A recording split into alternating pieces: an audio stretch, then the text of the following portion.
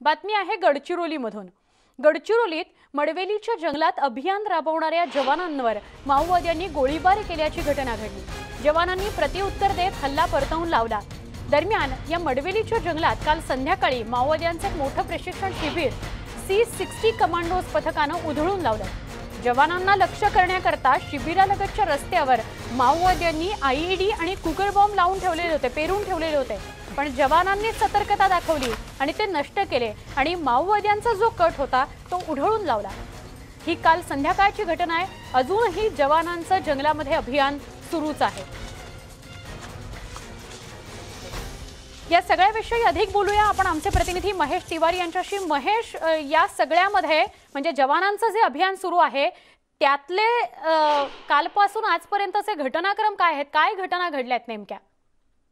सुवर्ण, माओवाद्यांचा विलय सप्ताह सुरू होत आहे। पीपल्स वॉर ग्रुप आणि MCC या दोन संघटनांच्या एकत्रीकरणानंतर भाकपा माओवादी ही देशपातळीवर माओवाद्यांची जी संघटना अस्तित्वात आली होती तिला आता 20 वर्षापेक्षा जास्त काळ लोटत आहे। आणि हा विलय सप्ताहाच्या पार्श्वभूमीवर माओवाद्यांचा हा विशेष एक शिबिर, प्रशिक्षण शिबिर दामरांच्या ते मन्ने राजारामच्या जंगलात होता आणि त्यामध्ये मोठी घातपाताची घटना घडवण्यासाठी माओवाद्यांनी हे शिबिराचं आयोजन केलं होतं। त्यामध्ये काही मोठे माओवाद्यांचे बडे कॅडरचे नेते होते आणि त्या ठिकाणी 40 पेक्षा जास्त माओवादी होते।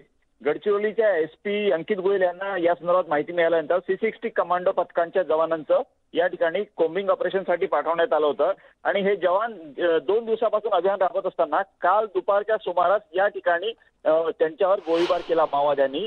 त्या गोळीबारानंतर जवानांनी प्रत्युत्तर दिलं। त्यानंतर त्या ठिकाणी सर्चिंग ऑपरेशन राबवलं असता कुकर बॉम्ब आणि IED ठेवण्यात आलं होतं, तर ते त्या ठिकाणी जंगलातच ब्लास्ट करून त्यांनी निष्क्रिय केला जवानांनी।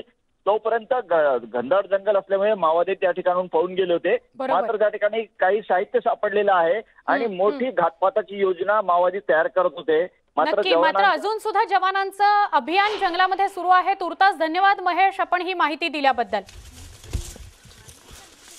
आणि एका अत्यंत महत्त्वाच्या बातमीकडे वळतोय ज्याची काही क्षणापूर्वी आपण वाच्यता करत होतो, बोलत होतो, ज्याविषयी रजनी पाटील यांना उमेदवारी काँग्रेसने घोषित केलेली आहे। राजीव सातव यांच्या रिक्त झालेल्या जागी अनेक नावं चर्चेत होती।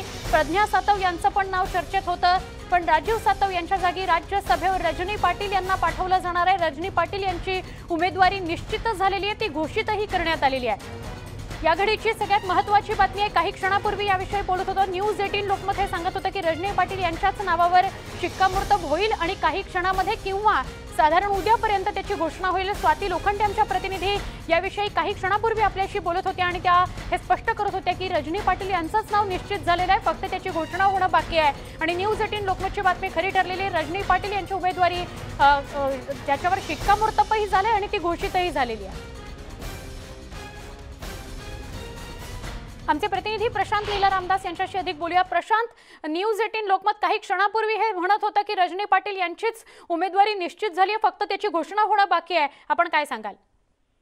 बरोबर, अत्यंत महत्त्वाचा सुवर्ण, ज्या पद्धतीने रजनी पाटील यांच्या नावावरती शिक्कामोर्तब करण्यात आला, त्यांच्या नावाची उमेदवारी देखील घोषणा करण्यात आली। महत्त्वाचं म्हणजे जर बघितलं, ज्या पद्धतीने माहिती मिळते, सोनिया गांधींनी त्यांना शब्द दिला होता ज्यावेळेस त्यांची नियुक्ती झाली होती राज्यसभेमध्ये पहिल्यांदा, त्यावेळेस त्यांचा कार्यकाळ हा पूर्ण नव्हता, त्यांना अल्पावधीत मिळाला होता। त्यानंतर पूर्ण कालावधी मिळावा त्यांची इच्छा होती, त्यावेळेस सोनिया गांधी यांना शब्द दिला होता।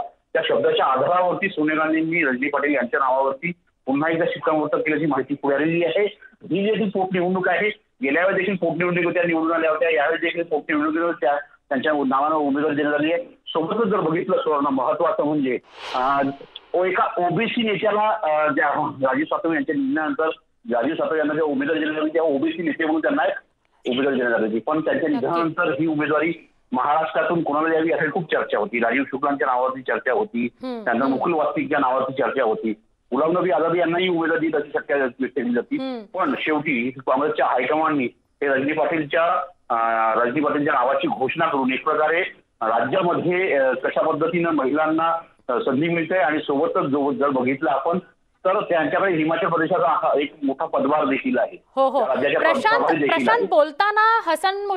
बोलताना हुसेन दलवाई मगाशी काही क्षणापूर्वी असं म्हणाले की मागच्या वेळेला राज्यसभेची टर्म अपूर्ण राहिली होती रजनी पाटील यांची आणि ती कुठेतरी सल होती सोनिया गांधींच्या मनात. तर कदाचित प्राथमिकतेने रजनी पाटील यांचा विचार होईल आणि तेच खरं झालंय असं म्हणायचं प्रशांत.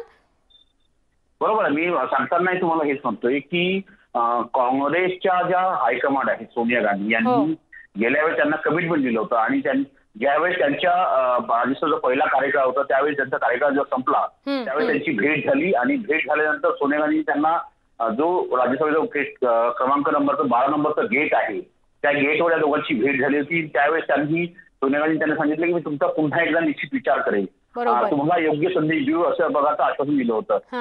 त्या आश्वासनानंतर साधारणतः 2 वर्ष लोटली पण 2 वर्षानंतर ते कमिटमेंट सोनिया गांधी यांनी पूर्ण केलेलं आहे. रजनी पाटील यांना राज्यसभेची उमेदवारी दिलेली आहे आणि निश्चितपणे हा विजय निश्चित मानला जातोय कारण की महाविकास आघाडीचं मताधिक्य ते महाराष्ट्रामध्ये आहे. नक्की प्रशांत, आभार आपण सविस्तर माहिती दिल्याबद्दल. आणि प्रज्ञा सातव यांचा कदाचित विधान परिषदेवर विचार होऊ शकतो अशी ही माहिती आहे. महाराष्ट्राची खबरबातमध्ये एक छोटासा ब्रेक. पुन्हा भेटू. पहा फक्त न्यूज 18 लोकमत.